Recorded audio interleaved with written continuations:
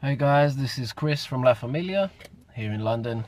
Right, okay, so I had an idea that I wanted to share with some of you guys.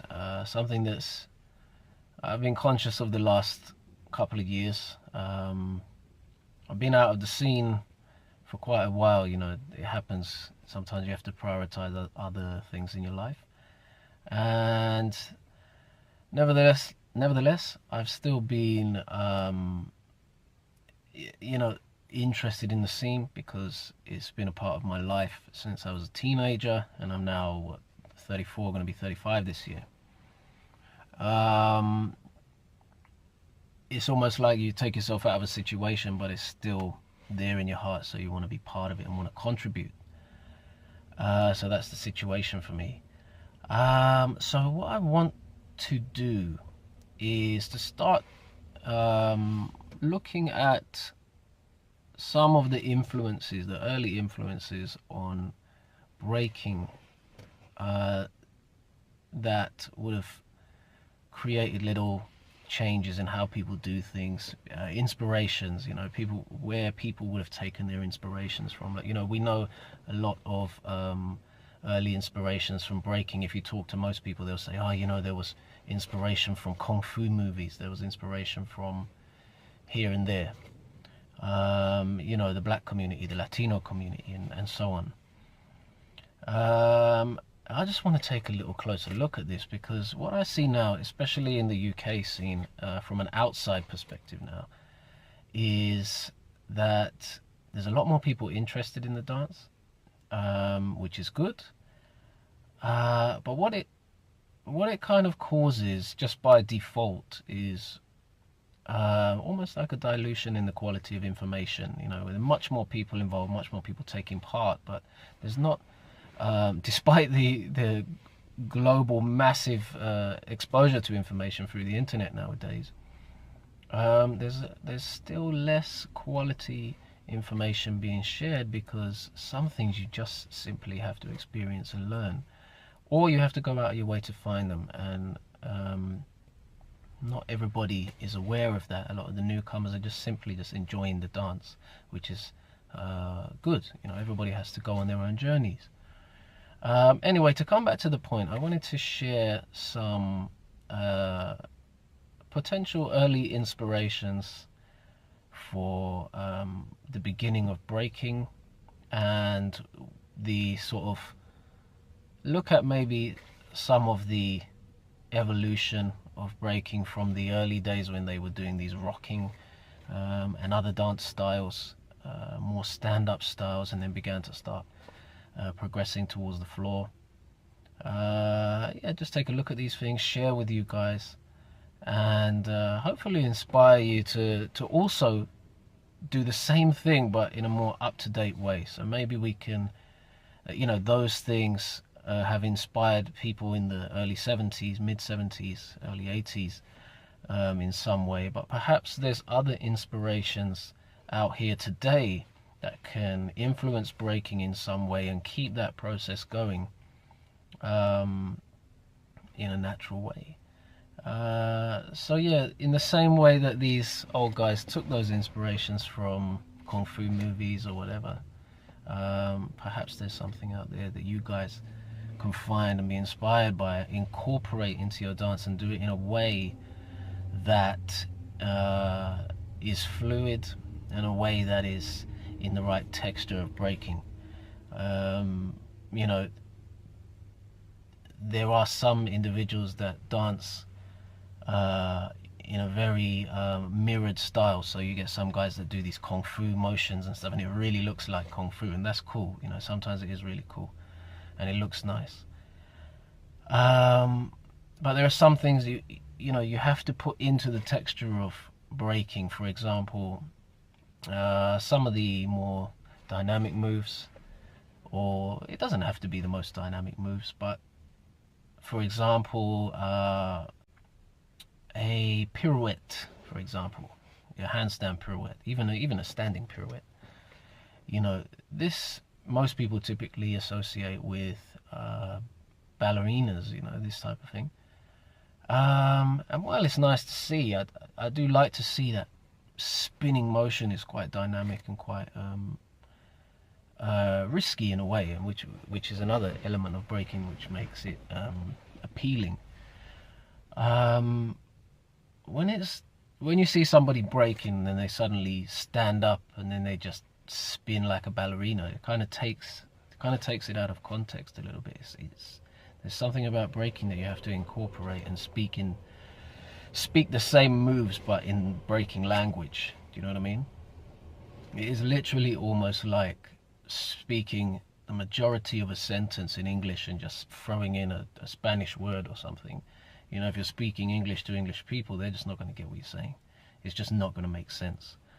So yeah, it's kind of like translating those moves into breaking language.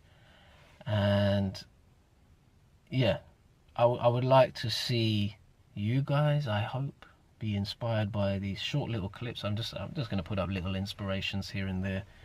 And this is my explanation for what I'm doing and why. So stay inspired, stay original, and translate all of your inspirations into breaking language so that it all makes sense, okay? Right, so the first video that I want to talk about, right, is a performance by Hector Lavoe in 1974 in Zaire, Africa, right? So we're talking about what nowadays is the Democratic Republic of Congo. It's actually under the umbrella of Familia All-Stars, right? So on Familia Records, which was the biggest salsa record label at the time, Familia All-Stars was formed, and it had all of the, you know, really pretty cool and well-known salsa artists on there. So that was about 1968 that it was formed, right? Familia All-Stars had artists like Ray Barretto, it had Hector Lavoe, had Willie Colon, several really cool artists.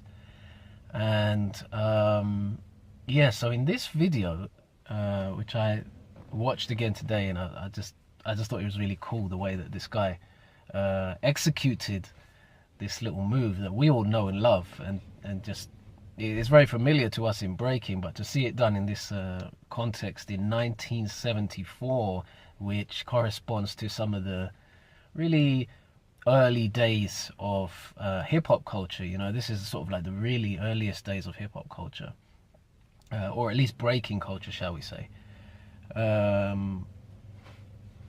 Yeah, it was just really nice to see. So you're going to see this guy do a little knee drop and a corkscrew back up, and it's just really cool. Even the guys in the band, they start to smile and laugh, you know, because it was just a pretty cool moment, you know. But anyway, cool. Enjoy the video. Remember, stay inspired. These guys, he may have been inspired from elsewhere. You know, I'm sure there are older clips of people doing stuff like this. But the point is, looking at the time and looking at the audience that this guy commanded, he was very famous. Maybe that was an early inspiration for a lot of these young b-boys from the Latino community. I don't know, maybe some of you guys out there that I've spoken to and I know may even be able to tell me how much credibility there is behind this. You know, guys like Track and, you know, some of the other guys that were there in the early days. So just quick shout out to Track 2. What's going on, man? Haven't seen you in a very long time. I hope you're doing cool. Yeah, so enjoy.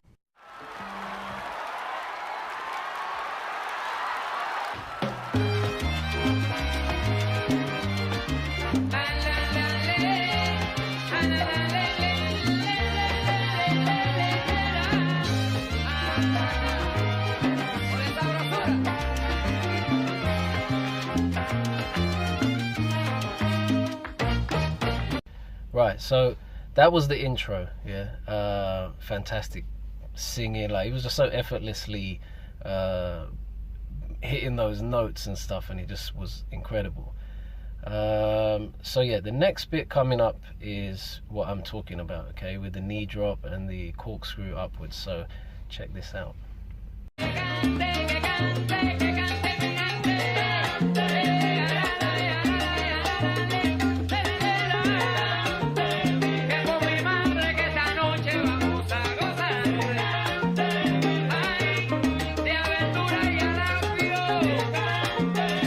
Pero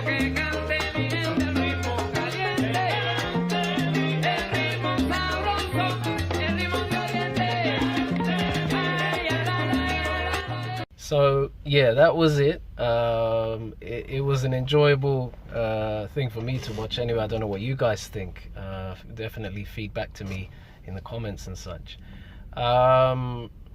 If you guys were paying attention, you would have seen that as he corkscrewed back up, he looked a little bit off balance, right?